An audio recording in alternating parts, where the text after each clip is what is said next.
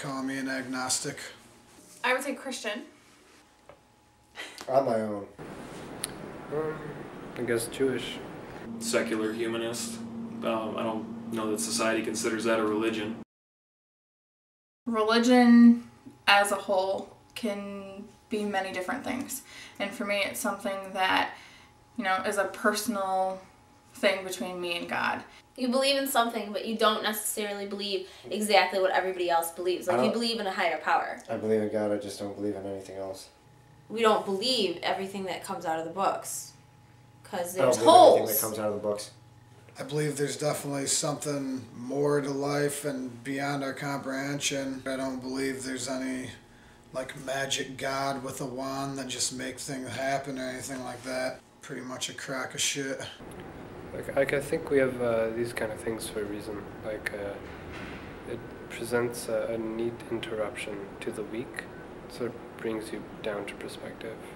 And I'm all about it. I don't believe that I need a book of guidelines created 2,000 years ago to tell me how to live my life. I can live my life as a decent person and not have to have the constant thought of hellfire in the back of my head.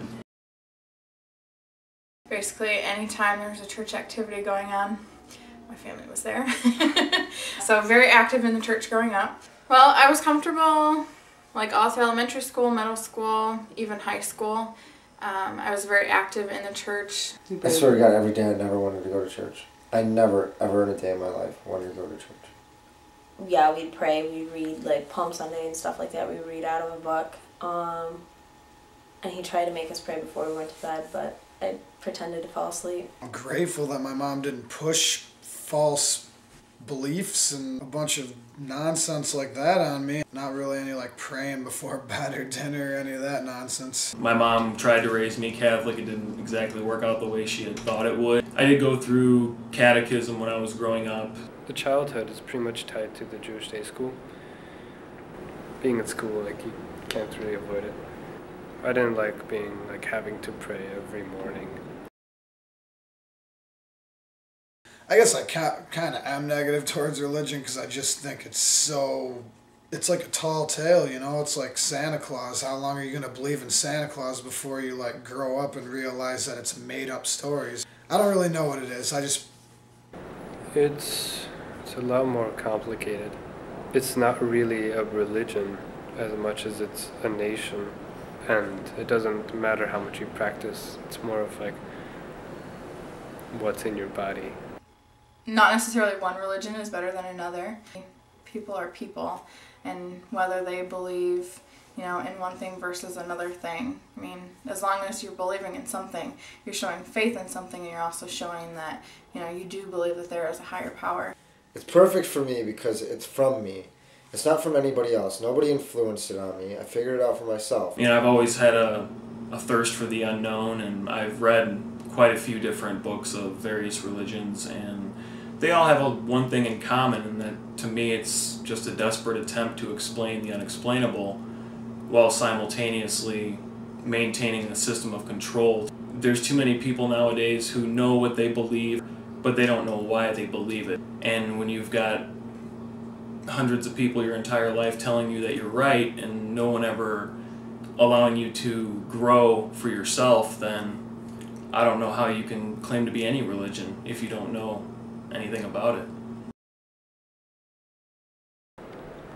When you die, your brain is still alive for 7 seconds or something like that. Think of what your mind can think, mind can feel in 7 seconds.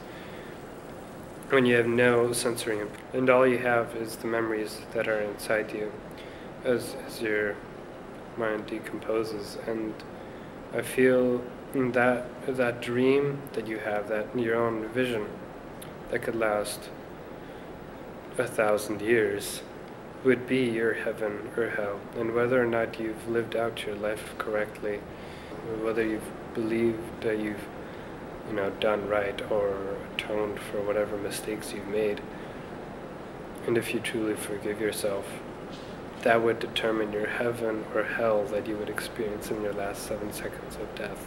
And I'm more excited and scared for that than whatever demon poking with a stick.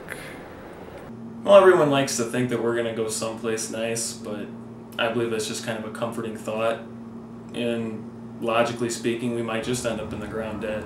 We could get reincarnated. We could end up 10 planets from here, for all we know. I'd like to believe that there's some magical place to go to after you died, that you're going to just like live in paradise, but I'm pretty sure that that's not going to happen. But maybe your body just decomposes back into the earth and your life energy or spirit energy or whatever goes back and gets dispersed into a tree or a squirrel. I don't know. I just pretty much think when you go into the ground, you rot and that's it. Right? That's the definition of heaven. It's eternal happiness. So if eternal happiness, I mean, it'd be anything you'd want it to be. Otherwise, it could be anything. I mean, it could be reincarnation or it could be nothing. You could just die and that's it. I like the thought of there being, a heaven, a good place to go after you die. But with the better place also comes the hell aspect. But being that it's not something that we can prove either way, we won't know until the time comes.